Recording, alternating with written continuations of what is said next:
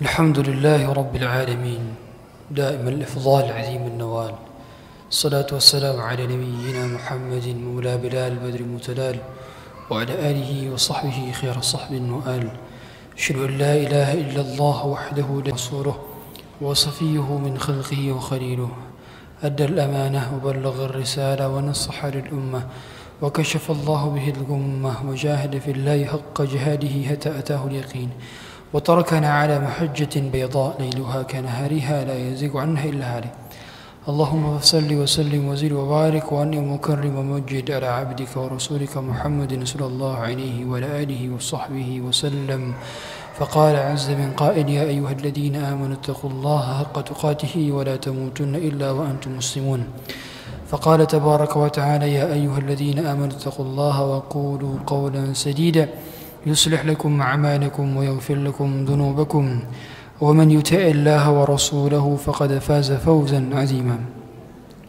Hadirin jemaah yang dimuliakan Allah Subhanahu wa taala. Pada kesempatan kali ini kita bersyukur kehadirat Allah Subhanahu wa taala yang menjumpakan kita semua dalam majelis yang mulia ini.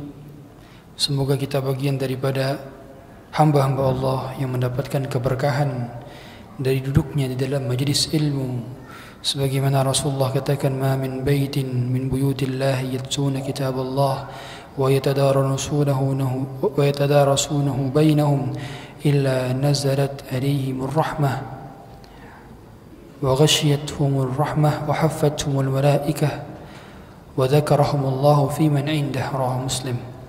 Tidaklah ada rumah dari rumah-rumah Allah yang dibacakan ayat Quran di dalamnya, kemudian mereka juga saling membaca, mempelajari, kecuali pasti akan datang rahmat dari Allah, dinaungi oleh para malaikat, diberikan ketenangan oleh Allah, dan Allah menyebut mereka di hadapan makhluk-makhluk langit lainnya.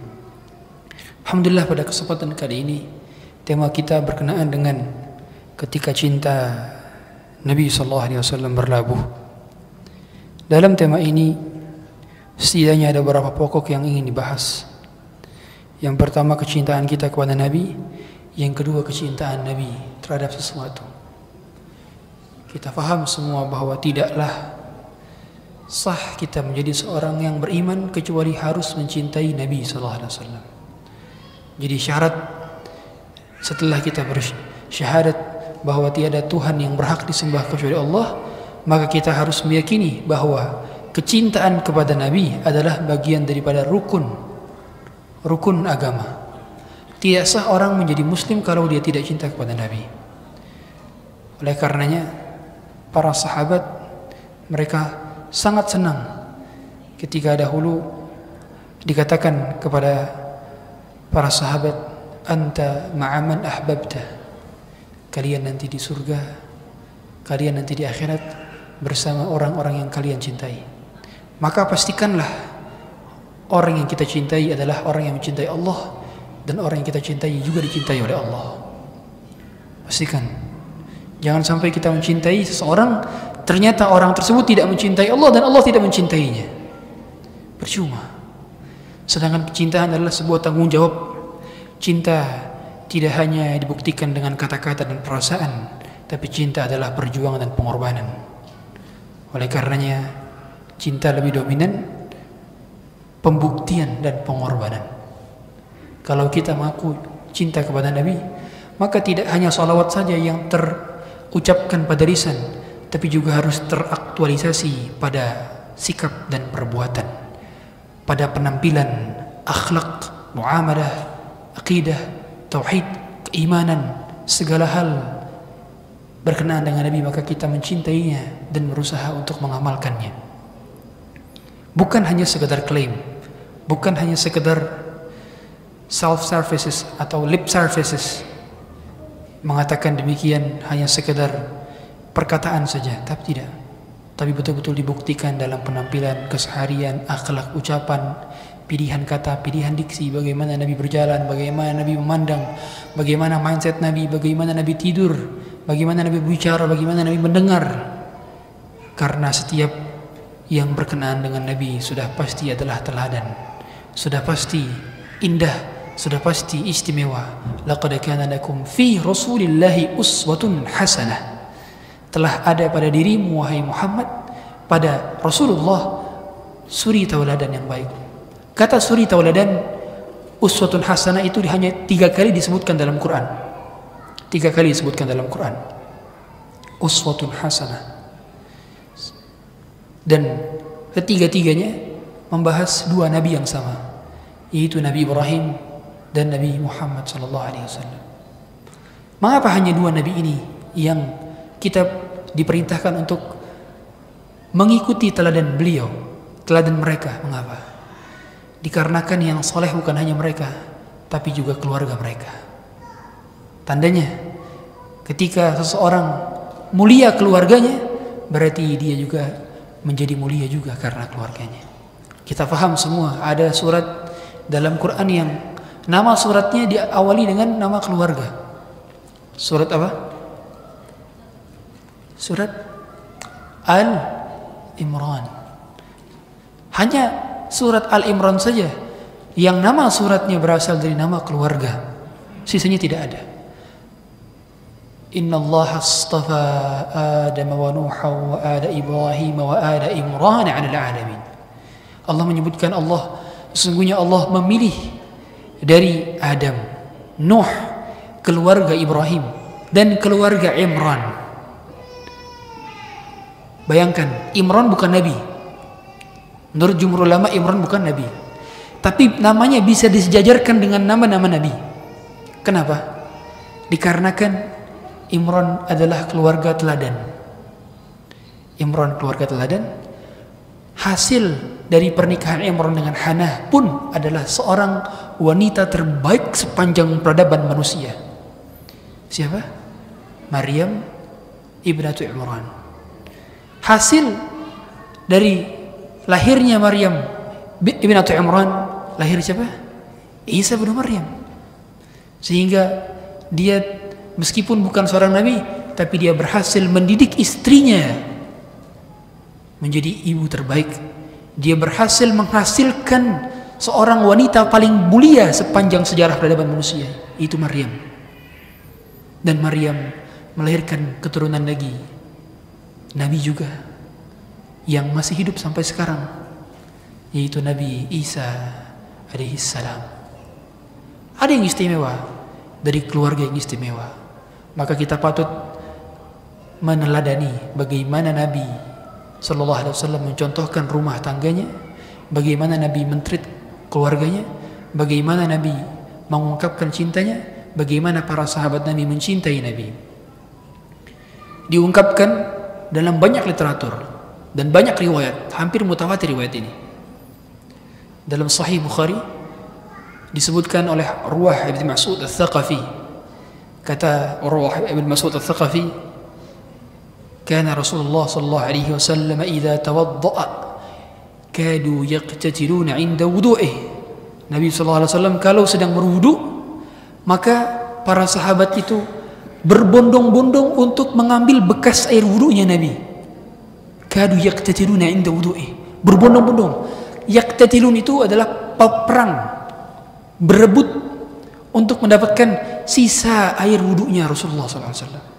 Jadi kalau Nabi wudu, biasanya ada bagian yang ngambil airnya, seperti wadah demikian.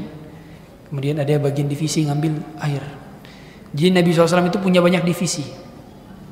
Ada divisi yang ngambilin air wudu, ada divisi yang mempersiapkan kuda atau untanya, kendaraannya, ada divisi yang megangin sorban dan sendal. Siapa? Anas bin Malik. Ada divisi yang nyari siwak, mencari siwak Nabi SAW. Ada divisi yang cari siwak. Di antaranya Abdullah bin Mas'ud, itu nyari siwak.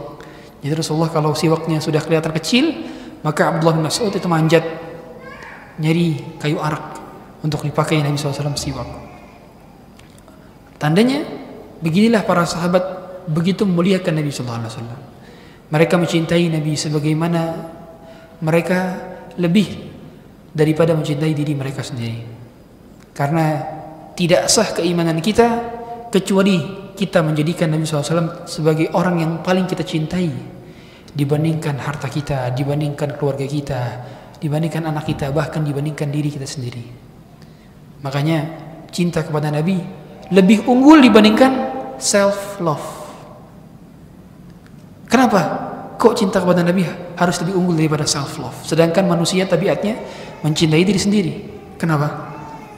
Dikarenakan cinta kepada Nabi menghasilkan ketaatan, sedangkan cinta kepada diri sendiri biasanya diri sendiri menunjuk kepada kemaksiatan dan hawa nafsu. Maka kecintaan kita kepada Nabi menimbulkan keimanan dan ketakwaan, menimbulkan ketaatan. Demikianlah para ulama menjelaskan, kata Rasulullah, yu'minu ahadukum hatta akuna ahabba ilaihi min walidihi wa walidihi wan nasi ajma'in. Tidak beriman di antara kita sampai dia mencintai aku melebihi kecintaannya kepada dirinya, kepada orang tuanya, kepada anaknya, bahkan kepada seluruh manusia. Bagaimana ketika saat Hudaybiyah? Pada saat Hudaybiyah Rasulullah SAW bersama 1.400 pasukan pada saat itu menuju kota Makkah untuk melaksanakan umrah pada awalnya, tapi tertahan di Hudaybiyah. Pada saat itu mereka melakukan perjanjian-perjanjian. Di antaranya yang melihat adalah Abu Sufyan bin Harb. Pada saat itu Abu Sufyan melihat bagaimana pemandangan yang begitu indah. Sahabat-sahabat Nabi berusaha memperlakukan Nabi dengan begitu mulia, mentreatment Nabi dengan begitu mulia seperti raja, meskipun Nabi tidak diinginkan seperti raja, Nabi tidak ingin berlebihan, tapi para sahabat berusaha untuk menjaga Nabi, kemudian melindungi Nabi. Sampai ada testimoni dari Abu Sufyan. Apa testimoni Abu Sufyan? Kata Abu Sufyan, ma ra'aitu ahadan yuhibbu ahadan kahubbi ashabi Muhammadin Muhammada. Aku belum pernah melihat ada seorang yang mencintai seorang lainnya seperti kecintaannya sahabatnya Muhammad kepada si Muhammad. Pada saat itu Abu Sufyan belum masuk Islam, makanya dia bilang kahubbi ashabi Muhammadin Muhammada. Belum pernah aku lihat ada orang mencintai orang seperti kecintaannya sahabat si Muhammad ke si Muhammad ini, kata dia. Bahkan hatta raja-raja, Abu Sufyan ini sering membawa kafilah dagang, sehingga dia tahu bagaimana Heraklius itu diperlakukan seperti raja. Kemudian Persia bagaimana kekaisarannya, tahu. Bagaimana prajuritnya memperlakukan rajanya, tahu. Tapi belum pernah ada perlakuan seperti sahabatnya Nabi Muhammad SAW kepada Nabi Muhammad SAW. Belum pernah ada. Hanya baru dibuktikan seperti pemandangan yang disaksikan oleh Abu Sufyan. Bahkan diceritakan lagi oleh Urwah bin Mas'ud Al-Thaqafi dalam hadis riwayat Bukhari, kana idza tanakhama nukhamatan saqata fi kaffi ahad minhum.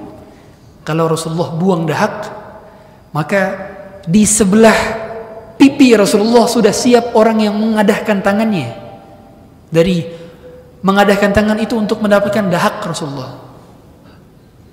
Tanakhama nukhamatan saqata fi kaffi rajulin minhum fadallaka biha wajha. Kemudian mereka ngapain? Membalur air dahak Rasulullah SAW ke muka-muka mereka, ke tubuh-tubuh mereka. Mulia sekali. Mengapa demikian? Karena jasadnya Nabi dan Rasul semuanya berkah. Selain daripada Nabi dan Rasul maka tidak berkah. Jadi kalau antum minta dahak, Ustaz, antum minta dahak antum, bukan. Dahak anda tidak berkah. Dahak selain Nabi tidak berkah. Bahkan dahaknya para sahabat pun tidak ada unsur keberkahan pada fisik para sahabat, apalagi kita yang bukan sahabat. Maka kalau kita cium tangan orang tua, cium tangan guru, itu bukan niatkan mencari keberkahan, tapi dalam rangka hormat, karena tidak ada keberkahan pada zat selain zat para Nabi dan Rasul. Maka seluruh zat para Nabi dan Rasul adalah keberkahan. Bahkan Nabi SAW ketika tahallul, maka beliau membagi-bagikan rambutnya kepada sahabat-sahabatnya. Dibagi-bagikan rambutnya, dicukur, sengaja dibagi-bagikan. Untuk apa? Sebagai bentuk tabarruk. Tabarruk yang syar'i adalah dengan jasad Nabi sallallahu alaihi wasallam. Selain Nabi tidak bisa. Maka bekas wudunya Nabi berkah, keringatnya Nabi berkah, segala hal peninggalan Nabi bahkan berkah. Dari segala macam yang pernah diinjaknya pun berkah. Ya. Ini diantara kemuliaan Rasulullah sallallahu alaihi wasallam. Maka kita sebagai umatnya faham bahwa mencintai haruslah dengan mencintai apa yang dicintai oleh yang dicintai. Sebagaimana kalau kita mencintai seorang kekasih, ketika kita mengungkapkan cinta kita dengan memberikan kotoran kepadanya, tentu dia akan tidak suka. Karena pada akhirnya dalam mengungkapkan cinta harus sesuai yang diinginkan oleh yang dicintainya. Oh, yang dicintainya sedang begini, maka dia berusaha untuk mencintai yang dicintainya. Makanya di antara keutamaan Sayyidah Khadijah bint Khuwailid radhiyallahu taala anha, apa Khadijah kemuliaannya menjadi wanita yang paling dicintai oleh Rasulullah sallallahu alaihi wasallam, bahkan melebihi Aisyah. Kata Rasulullah, wallahi ma abdalani Allahu khairan minha, demi Allah aku tak pernah mendapatkan ganti yang lebih baik daripada Khadijah. Rasulullah saking cintanya kepada Khadijah, seringkali ngasih makan kepada kerabat-kerabatnya Khadijah, bahkan teman-temannya Khadijah. Jadi satu ketika ada nenek di kota Madinah, Rasulullah kalau habis nyembelih kambing, maka kambing tersebut dikasih kepada nenek-nenek ini. Ketika tanya, Rasulullah, mengapa engkau berikan kambing tersebut kepada nenek-nenek itu? Kata Rasulullah, karena itu temannya Khadijah. Segala hal yang berkenaan dengan Khadijah, Rasulullah mencintainya. Begitulah pada akhirnya cinta. Dia mencintai apa yang dicintai oleh kekasihnya. Kalau kita mengaku cinta kepada Allah, maka kita mencintai apa yang dicintai dan disukai oleh Allah. Pun begitu dengan Rasulullah. Kalau kita mengaku cinta kepada Rasulullah, maka kita mencintai apa yang dicintai dan disukai oleh Rasulullah SAW. Bukan hanya sekedar ungkapan belaka. Hadirin yang dirahmati Allah Subhanahu wa taala. Kehidupan Rasulullah SAW dipenuhi dengan lika-liku dan duka yang mendalam. Maka kalau kita sedang berada dalam kesusahan, kesedihan, fahamilah, Allah memang tidak menjanjikan langit selalu biru, bunga selalu mekar, mentari selalu bersinar. Tapi kita faham bahwa ada pelangi setelah badai, ada nikmat setelah berbuka, ada surga setelah berlama-lama lelah-lelahan di dunia. Selalu ada akibat yang baik bagi orang yang beriman selama dia bertakwa dan bersabar. Innahu man yattaqi wa yasbir fa innallaha la yudhi'u ajral muhsinin. Siapa yang bertakwa dan bersabar, Allah tidak akan pernah menyia-nyiakan amalan orang yang berbuat kebaikan. Jangan sedih saudaraku ketika hutang menimpamu, ketika keluarga mendesakmu, ketika teman-teman mengucilkanmu. Jangan sedih. Innallaha ma'ana. Selama Allah bersama kita, maka sudah cukuplah Allah. Dapat Allah, dapat segalanya. Hilang Allah, hilang segalanya. Maka cukupkan Allah sebagai tempat bernaung dan bersandar. Alayhisallahu bikafin abdah. Bukankah Allah telah mencukupkan hambanya? Mengapa kita bersandar kepada orang lain? Mengapa kita bersandar kepada si fulan dan alan? Kenapa tidak bersandar kepada Allah saja? Mengapa setiap kali kita bersedih, yang disebut pertama kali adalah nama orang lain, bukan nama Allah? Demi Allah, apa yang menjadi isi hati kita terlihat dari apa yang paling sering kita ucapkan. Kalau sering kita ucapkan nama Allah, berarti dalam hatinya juga adalah Allah.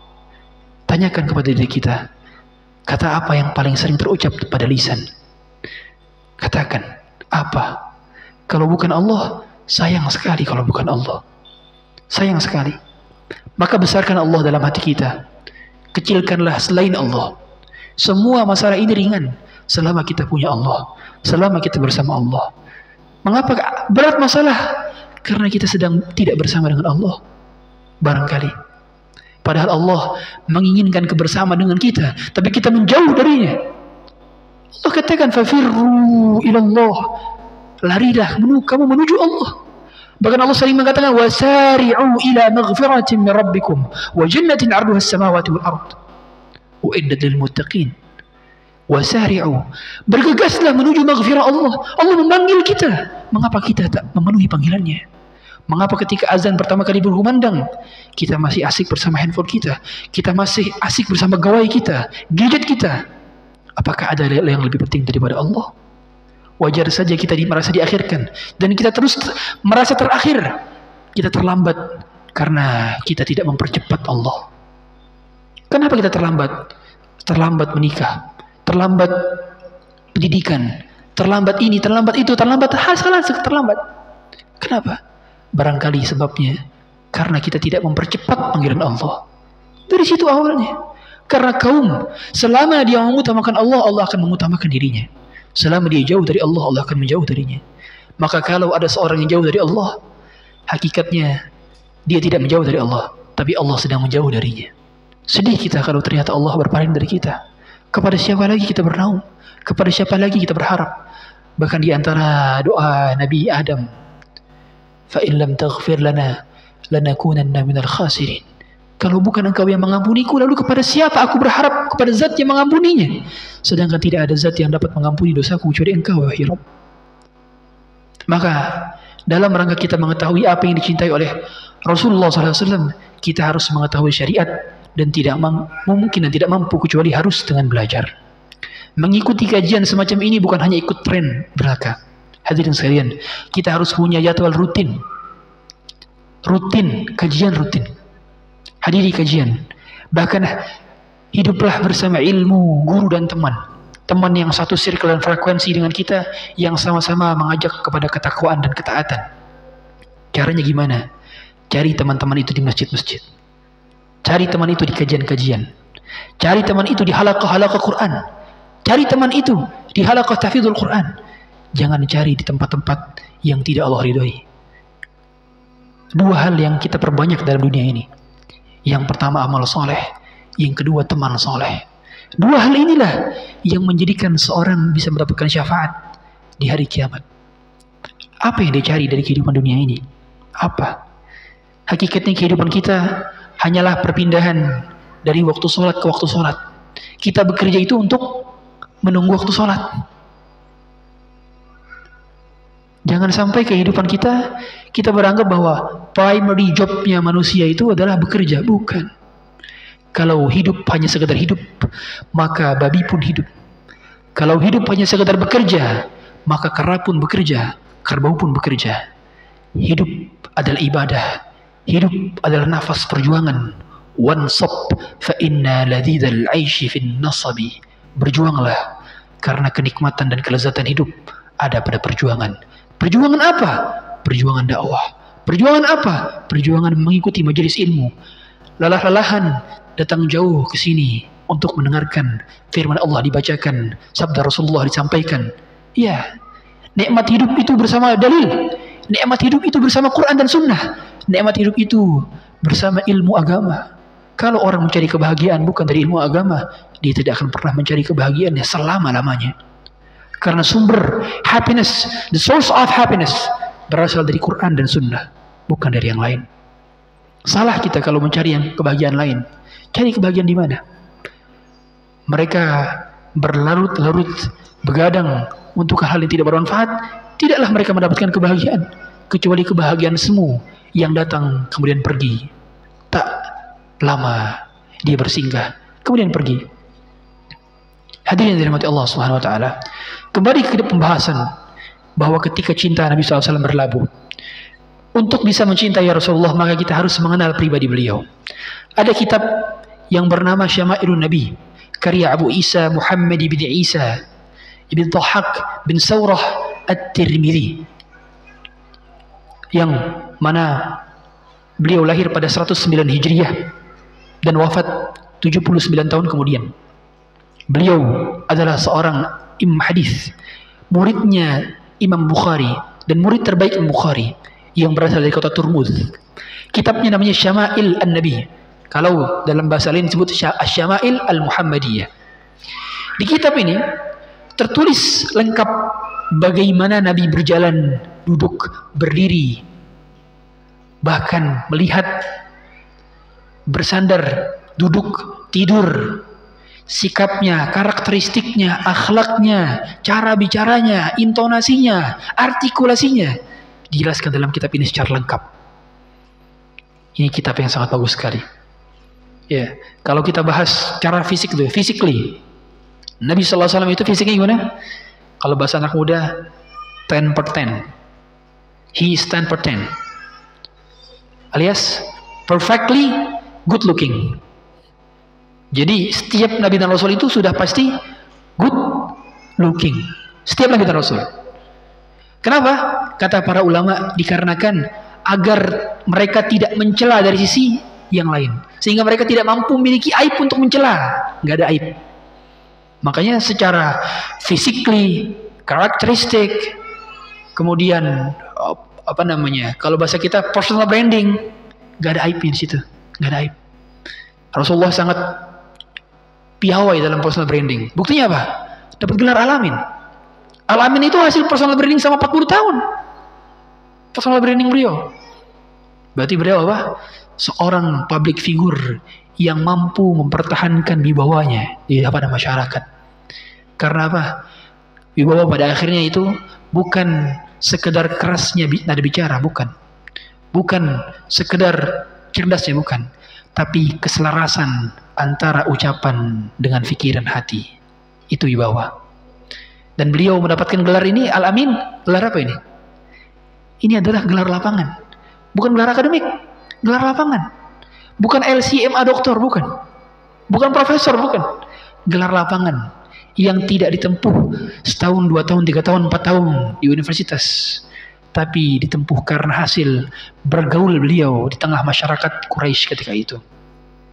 Maka kalau kita ingin mendapatkan gelar, bagaimana gelar lapangan menurut masyarakat kepada kita? Bukan hanya gelar akademik yang masyarakat tidak tahu apa itu gelar. Lihatlah seberapa manfaat kita hidup di dunia ini. Maka hakikatnya kehidupan ini, selain daripada beribadah, fokus kepada 2 hal. Keikhlasan dan kebermanfaatan. Ikhlaskan segala niat kita. Yang kedua adalah apa yang kita lakukan untuk umat. Apa yang kita lakukan untuk membawa bekal nanti ke akhirat. 2 hal ini yang menjadi patokan kehidupan di dunia sementara. Fisik Nabi SAW. Nabi SAW itu fisiknya proporsional. Sangat proporsional. Sawa'ul sadru wal batnu. Kata hadis, dalam hadis Anas bin Malik, beliau sejajar antara dada dan perutnya. Artinya apa? Nggak buncit. Sawa'ul sadru wal batnu. Jangan lirik-lirik masing-masing, jangan. Lirik sendiri aja. Kemudian beliau juga kata Anas bin Malik, laisa bit-tawilil ba'in wala bil qasir. Tidak terlalu tinggi tapi tidak pendek. Tandanya apa? Tinggi tapi tidak terlalu tinggi, kan gitu. Karena lafaz Anas bin Malik itu laisa bit-tawilil ba'in wala bil qasir. Tidak terlalu tinggi dan tidak pendek, berarti tinggi tapi tidak terlalu tinggi, gitu. Beliau memang secara secara rata-rata beliau rata-rata kebanyakan orang Arab ketika itu porsi tubuhnya, ya tingginya. Kemudian kepalanya proporsional, kulitnya putih, putihnya saking putihnya seringkali ada rona kemerahan, dalam pipinya. Alisnya tebal tapi tidak bersambung. Jadi kalau alis bersambung, menurut bangsa Arab ketika itu adalah sebuah aib. Alis bersambung adalah sebuah aib menurut bangsa Arab ketika itu. Maka beliau alisnya tidak bersambung. Dadanya berbidang. Kemudian beliau juga memiliki lengan besar yang indah, kaki yang proporsional dengan tubuhnya, dan kepala kepalanya cukup besar tapi besarnya proporsional. Mulutnya kalau dalam hadis tersebut lebar tapi indah. Gigi beliau sallallahu alaihi wasallam itu renggang, tidak terlalu rapat tapi renggangnya indah. Kata sahabat yang dari Abdullah bin Mas'ud, ketika beliau tersenyum maka tampaklah pada gigi beliau seperti tumpukan susunan mutiara. Saking giginya putih, bersih, rapih. Nah, tuh bukan kiamatullah. Nih, kita mengenal fisik ini supaya apa? Supaya kalau ada orang yang mengaku mimpi bertemu Nabi, tapi dia tidak sesuai dengan fisik ini, maka yang dia ketemu bukan Nabi. Bukan. Karena syarat dia bisa mengaku saya bertemu dengan Nabi kalau dia tahu fisik Nabi Sallallahu Alaihi Wasallam dari hadis-hadis ini. Ustaz, bukankah Rasulullah SAW pernah mengatakan man ra'ani fil manam faqad ra'ani fa inna syaitana la yatamatsalu bi. Siapa yang bermimpi bertemuku, maka pasti itu adalah aku, karena syaitan tidak mampu menyerupai aku. Betul. Syaitan tidak mampu menyerupai Nabi, tapi syaitan mampu mengaku-ngaku sebagai Nabi. Terutama bagi orang yang tidak tahu fisiknya Nabi SAW. Maka kalau ada orang bilang, saya bermimpi Nabi, coba ceritakan bagaimana kamu melihat Nabi. Oh, Nabi orangnya gemuk. Bukan Nabi itu syaitan mengaku Nabi. Karena Nabi tidak gemuk. Nabi bahkan perutnya itu, kata para sahabat, seperti tumpukan batu yang tersusun rapi. Berarti apa? Six pack. Kalau kita apa? One pack berarti. One pack itu gini. Bukan six pack. Six pack seperti tumpukan susunan batu. Berarti beliau apa? Apakah beliau gym, Ustaz? Wallahu alam. Memang dulu ada barbel. Tidak tahu juga. Tapi jelas beliau aktivitas fisiknya rutin. Karena daily life beliau, kalau sekarang ada apa namanya? One day in my life, ya kan? Ada gitu kan. Beliau bukan one day in my life lagi. Kalau orang one day in my life buat konten doang. Salat tahajud di videoin. Lagi ke masjid di videoin. Ini one day in my life ria. Kalau beliau every day in his life. Gimana every day in his life ya? Setiap hari beliau itu aktivitas padat. Dari semenjak bangun tidur hingga tidur lagi padat. Ya. Daripada subuh beliau mengunjungi istri-istrinya. Pas sholat duha beliau ta'lim bersama para sahabat di Masjid Nabawi. Begitu zuhur beliau qailullah, ba'da zuhur beliau inspeksi pasar. Kadang briefing para sahabat kalau ada peperangan. Ba'da asar beliau biasanya mengunjungi cucu-cucunya. Sebelum asar sampai menjelang maghrib mengunjungi satu persatu istri persatunya. Barulah bermalam di tempat istri mendapatkan jatah malamnya. Baru setelah itu biasanya beliau makan malam di ba'da maghrib. Padat aktivitasnya. Makanya kita sering dapati beliau hadisnya apa? Hadis bersama Aisyah sedang ngapain? Lomba lari. Bayangkan Nabi SAW ketika menikah dengan Aisyah umur berapa? Nabi ketika menikah dengan Aisyah itu umur 50 tahun. Aisyah umur 6 tahun ketika berakad. Ketika serumah umur 53 tahun. Karena 3 tahun setelah itu Aisyah umur 9 tahun di Madinah pada tanggal 1 Syawal 1 Hijriah, maka beliau langsung serumah dengan Aisyah. Itu umur 53 tahun. Aisyah umur 9 tahun. Lomba lari masih menang Nabi SAW. Kok bisa? Umur 53 tahun sama lomba anak-anak umur 9 tahun. Lah masih lebih cepat beliau. Tanya apa? Beliau sigap dan tubuhnya fit. Makanya banyak sekali medical doctor sering menyebutkan bahwa Nabi SAW itu memang seorang medical doctor juga. Makanya ada kitab Tibun Nabawi karya Ibnu Qayyim al-Jauziyah. Dikarenakan memang beliau pada akhirnya adalah seorang yang sangat menjaga kesehatan dan gaya hidupnya. Lifestyle-nya kalau kita ikutin dari A sampai Z, maka atas izin Allah kita bisa jarang sakit. Jarang sakit. Kenapa kita sering sakit? Salah satu sebabnya dan wasilahnya adalah karena lifestyle-nya kita berbeda jauh dengan Nabi. Nabi itu tidur kapan? Ba'da Isya. Antum tidur jam berapa? Jam 12, jam 1 ngapain? Scrolling TikTok. Subhanallah. Scrolling TikTok nggak ada habisnya itu. Antum scrolling itu nggak ada habisnya. Itu seperti apa ya? Seperti laut yang tak berujung. Nggak ada habisnya. Ya. Makanya usahakan kalau seandainya sosial media telah menjadi candu, hapus. Serius. Hapus. Ya. Saya beberapa sosial media setelah hapus. Alhamdulillah sekarang sudah ada admin, jadi admin yang kelola. Karena memang menyita waktu sekali sosial media. Gunakan untuk share ilmu saja. Mulai sekarang Saya wasiatkan kepada Anda sekalian, gunakan sosial media untuk share ilmu. Share isi kajian, share habis baca buku, share habis nonton kajian di YouTube, share, faedahnya share, summary-nya di-share. Dengan begitu orang ngelihat status antum dapat pahala.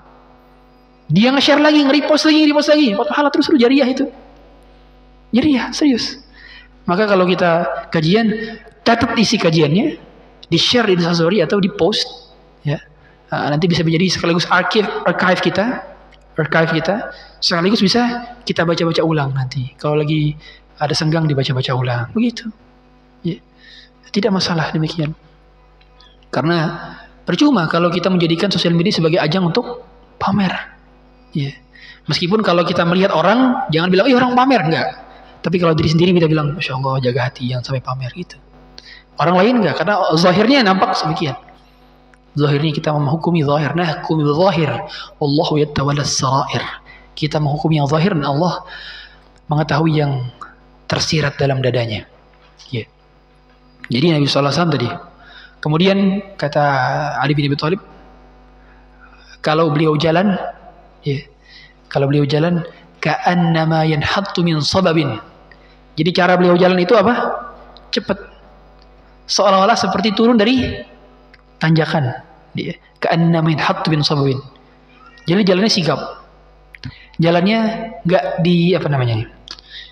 diseret. Tidak diseret. Jalannya sigap, kakinya itu menancap, seperti menancap gitu. Ini menandakan apa? Menandakan produktivitas. Tandanya beliau tidak mau ada waktu terbuang sia-sia, tidak mau.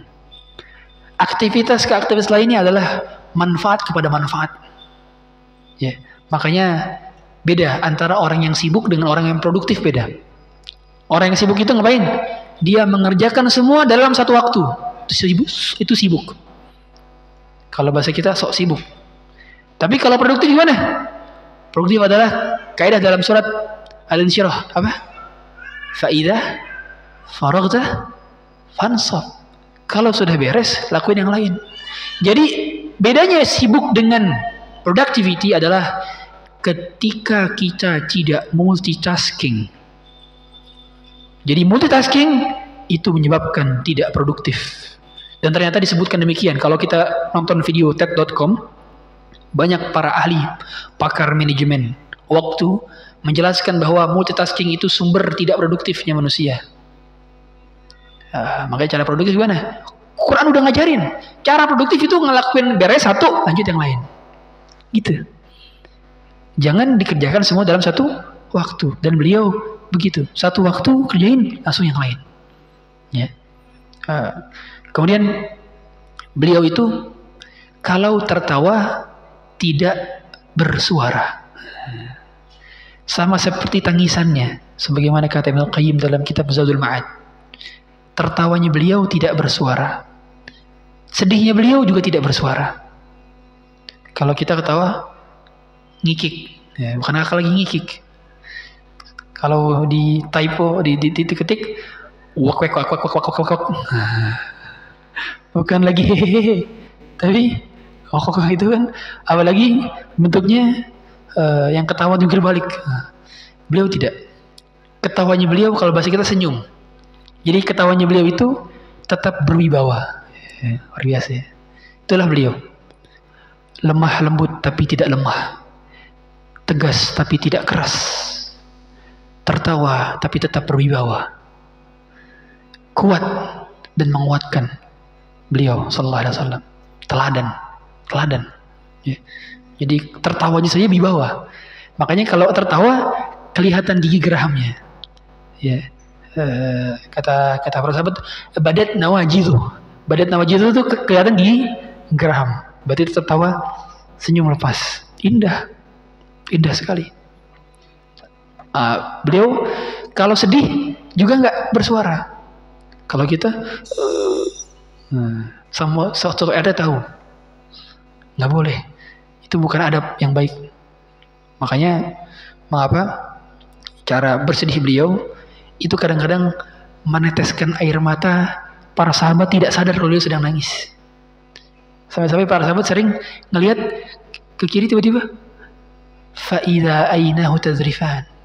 Ternyata air tersebut keluar dari matanya yang mulia. Gak sadar bersahabat karena gak bersuara. Seperti ketika beliau minta dibacakan oleh para sahabat. Ada sahabat Abdullah bin Mas'ud suruh bacakan ayat. Kemudian ketika sampai in tu'adzibuhum fa innahum ibaduk, kalau kau mengampuni, kalau kau mengazab mereka karena mereka masih hamba-Mu ya Allah. Diulang-ulang terus, beliau nangis tiba-tiba air matanya keluar. Kemudian juga beliau nangis ketika anaknya Ibrahim meninggal. Ya, anak Ibrahim masih kecil meninggal, anak dari Maria Kiptiyah meninggal dunia. Innal 'aina la tadma' wa innal qalba la yahzan, kata beliau, sesungguhnya hati ini sedih, mata ini mengeluarkan airnya. Wa inna bi firaqika ya Ibrahim lamahzunun, kami dengan kepergianmu wahai Ibrahim sangat sedih sekali. Ya, kata Rasulullah kita, wala naqulu illa ma yurdi rabbana, dan kami tidak mengatakan kecuali apa yang diridhoi oleh Tuhan kami. Makanya kalau ada orang tercinta kita meninggal, maka hendaknya jangan nangis histeris. Jangan. Apalagi sampai buka baju, pukul-pukul, ya, sebagaimana ada jahiliyah. Ya, syaqqal juyub. Mereka buka baju, merobek baju mereka, kemudian mereka memukul-mukul pipi mereka, teriak-teriak. Tanda apa? Tanda mereka tidak ridho. Tidak ridho. Tandanya kalau kita menangis sewajarnya saja. Sebagaimana Abu Bakar ketika Rasulullah meninggal, Abu Bakar menangis Abu Bakar, dan Abu Bakar mencium terakhir kali Rasulullah SAW sebelum beliau dimakamkan. Bahkan Muawiyah saja sampai sengaja menjatuhkan cincinnya ke dalam kuburan Rasulullah. Ketika hendak dikuburkan, jatuh cincin. Akhirnya beliau ngambil cincinnya, ngapain? Supaya mencium jasad Nabi terakhir. Ya, subhanallah. Nah, itu dari segi tertawa dan nangisnya. Dari segi bicaranya, jadi Rasulullah SAW itu cara bicaranya itu sering repetisi 3 kali. Kana idza takallama thalathan. Kalau beliau berbicara, maka beliau berbicara 3 kali. Tugasnya apa tuh? Supaya apa? Tuh 3 kali, Ustaz. Supaya dapat difahami dan dihafal oleh para sahabat. Bahkan kata Aisyah, tidaklah beliau berkata kecuali kanan kirinya pasti bisa menghafal apa yang diucapkan oleh beliau. Tandanya apa? Tandanya perkataannya tidak terlalu cepat, tidak terlalu lambat, lugas, padat, singkat, jelas. Nah, perkataan beliau. Kata Aisyah juga, kana idza takallama bi kalamin faslin. Kalau beliau ngomong, maka perkataannya dijeda. Jadi ngomongnya yang tidak cepat-cepat seperti saya. Kalau saya, kata orang, artikulasinya kurang jelas. Tapi kalau beliau sallallahu alaihi wasallam jelas artikulasinya. Karena beliau ada jedanya. Ada nafasnya kalau bahasa kita, nafasnya. Berarti apa? Beliau adalah seorang a good public speaker. Orang yang paling jago public speaking. Jago public speaking. Jadi kalau kita mau belajar public speaking, mana? Ke Rasulullah. Rasulullah kan adalah the best example, ya kan? Beliau suri teladan dari segala macam sisi, mau ditarik dari segala macam sudut dan aspek, dapat teladannya. Apa? Suami, Rasulullah suami teladan. Panglima perang, beliau panglima perang teladan. Pemimpin negara, beliau pemimpin negara teladan. Mertua, beliau mertua teladan. Menantu, beliau menantu teladan. Ayah, beliau ayah teladan. Kurang apa? Semua teladan. Ustadz, kalau figur wanitanya gimana? Ya istri-istrinya. Makanya bagi wanita itu penting sekali untuk mempelajari kisah-kisah istri-istri Nabi SAW.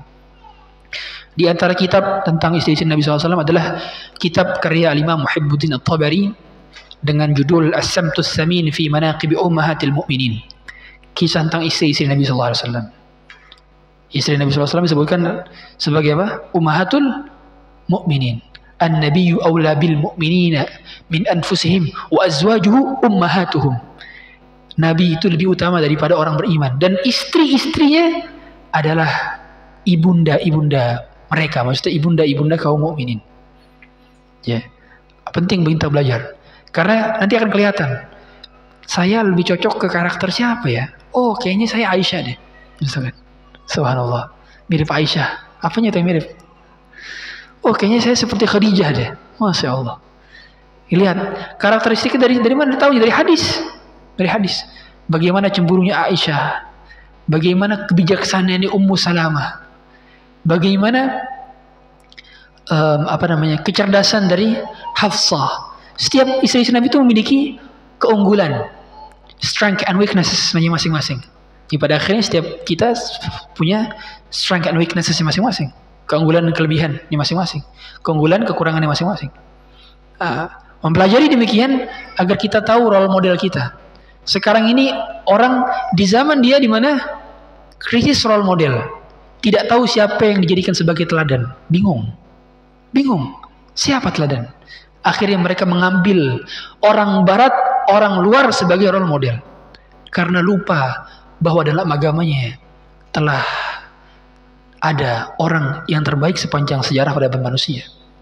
Lupa. Karena kita nggak dekat dengan agama kita. Makanya menjadikan orang-orang yang senang dengan Korean lifestyle, senang, akhirnya bingung. Padahal Nabi SAW sebaik-baik teladan, istri-istri Nabi SAW sebaik-baik teladan. Nggak perlu lagi kita mengambil teladan dari selain dari mereka. Apalagi ternyata teladan kita adalah orang kafir. Jangan. Ya. Umur kita sebentar sekali umur kita. Jangan sampai kita menjadikan mereka sebagai teladan, sedangkan ada teladan dari Nabi SAW. Maka perbanyaklah dengerin kajian dibandingkan dengerin hal-hal yang tidak bermanfaat. Ya. Nabi SAW tadi kalau ngomongnya bagus. Kemudian beliau juga kalau mendengar, maka beliau juga jago dalam mendengar. Artinya, beliau bukan hanya good public speaker, tapi juga good listeners. Jago mendengar. Jadi seringkali kalau musuh-musuh beliau, ketika berbicara depan beliau nunggu sudah selesai, baru beliau berbicara. Hatta musuhnya saja beliau dengerin sampai habis. Apalagi sahabatnya. Makanya di antara kebiasaan beliau kalau selepas daripada sholat subuh, beliau balik badan, ya kan? Balik badan ngapain? Nanya, man ra'a minkumur ru'ya, siapa di antara kalian yang lihat bermimpi semalam? Beliau menafsirkan mimpi. Tanya apa? Beliau menerima curhatan para sahabat, gitu. Ya. Dan beliau kalau dipanggil, kalau iltafata jami'an, kalau dipanggil maka beliau menggeser seluruh tubuhnya, tidak hanya kepalanya saja. Ini tanda penghormatan kepada orang yang sedang berbicara. Makanya banyak sekali para salafus saleh itu kalau mereka ngobrol sama temannya, sama orang lain, misalnya orang lain cerita tentang suatu perkara, didengarin sampai habis, antusias. Jadi kalau orang cerita, gimana cara kita memikat hatinya, gimana? Mendengarkan dengan seksama. Dengerin, Masya Allah gitu. Sekarang, di zaman sekarang, jangankan teman yang cerita, orang tua lagi ngobrol aja main HP kita. Gimana mah tadi? Ya, subhanallah. Ini kita berarti kehilangan adab yang luar biasa. Makanya di depan orang tua, handphone ditutup, matikan kalau bisa. Ngobrol sama orang tua. Kita ini terlalu jauh ngobrol dengan sosial media tapi lupa ngobrol dengan orang tua. Ngobrol dengan chat sana sini di grup tapi lupa dengan orang yang di rumah. Ya, sosial media seringkali mendekatkan yang jauh dan menjauhkan yang dekat. Jangan sampai kita demikian. Ya. Rasulullah SAW itu juga biasanya kalau sebelum tidur beliau ngapain? Ngobrol sama istrinya. Sering dalam riwayat hadis beliau ngobrol dengan Maimunah, ya. Kalau bermalam di Maimunah, maka beliau ngobrol dengan Maimunah. Berarti apa kalau bahasa kita? Berarti apa? Beliau ngapain berarti kalau bahasa kita? Berarti pillow talk, ya. Pillow talk, tahu kan pillow talk? Ngobrol satu bantal. Ya. Ini jomblo semua berarti nggak relate emang. Tidak relate kajian rumah tangga dengan hadirin jomblo. Ya, kalau jomblo sering-sering lihat langit aja, sama lihat tanah. Jangan lihat depan. Kalau depan banyak aurat. Nah, ini perempuan juga nih. Perempuan itu harus jaga pandangan. Yang jaga pandangan itu bukan hanya laki-laki, bukan. Tapi perempuan juga punya pandangan. Ya. Karena perintah dalam Quran, dalam surat An-Nur begitu. Ya. Allah katakan agar kita menundukkan pandangan. Makanya kata Imam Nawawi saja, perempuan itu haram memandang laki-laki tanpa hajat, haram. Memandangnya doang. Bagian apa aja? Ya. Apalagi sampai bersyahwat, tidak boleh. Haram jelas itu. Demikian ya. Makanya laki-laki jaga pandangan, perempuan jaga pandangan. Laki-laki jaga aurat, perempuan jaga aurat. Ya. Jangan dibentur-benturkan. Karena selama ini di masyarakat, ketika ada laki-laki berbuat tidak senonoh, dikarenakan melihat perempuan yang seksi, oh itu perempuan yang salah, oh itu laki-lakinya yang salah, kenapa jelatan? Jawaban apa? Dua-duanya salah. Yang satu tidak menutup aurat, yang satu tidak jaga pandangan. Harusnya dua-duanya tetap taat. Dua-duanya tetap jaga pandangan dan dua-duanya sama menutup aurat. Begitu. Apalagi di zaman seperti ini, di mana semua hal terbuka lebar. Maka seringkali kita lihat aurat yang tidak sengaja kita lihat di sosial media, apalagi sengaja dilihat. Maka segera beristighfar. Banyak orang lupa, mereka tidak beristighfar. Padahal kata Rasulullah, "Idza aznabal 'abdu dzamban nukitat fi qalbihi nuqtatun sauda." Ketika seorang hamba berdosa, maka bercokollah dalam dadanya noktah hitam. Dia nggak sadar, ngeliat aurat nggak beristighfar. Noktah dosa, satu. Sampai ketika sudah penuh, dia tidak mampu bisa membedakan yang mana yang benar dan yang salah. Dia tidak mampu membedakan yang baik dan yang buruk. Karena sudah penuh hatinya dengan noktah-noktah hitam.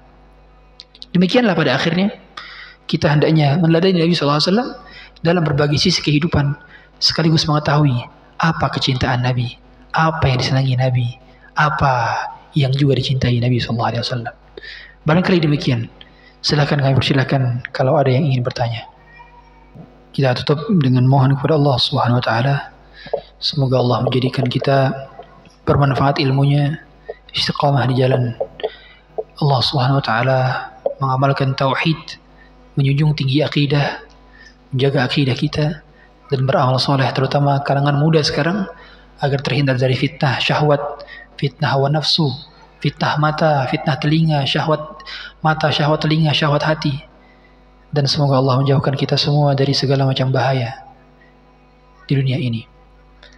Astaghfirullahaladzim, la ilaha illa anta subhanaka inni kuntu minadh dhalimin. ربنا ظلمنا أنفسنا وإن لم تغفر لنا وترحمنا لنكونن من الخاسرين. اللهم إنا نسألك الهدى والتقى والعفاف والغنى. اللهم اقسم لنا من خشيتك ما تحول به بيننا وبين معصيتك، ومن طاعتك ما تبلغنا به جنتك، ومن اليقين ما تحول به علينا مصائب الدنيا، ومتعنا الله بأسماعنا وأبصارنا وقوتنا ما أحييتنا، واجعل الوارث منا، واجعل ثأرنا على من ظلمنا، وانصرنا على من آدانا، ولا تجعل مصيبتنا في ديننا ولا مبلغ علمنا، ولا تسلط علينا من لا يخافك فينا ولا يرحمنا.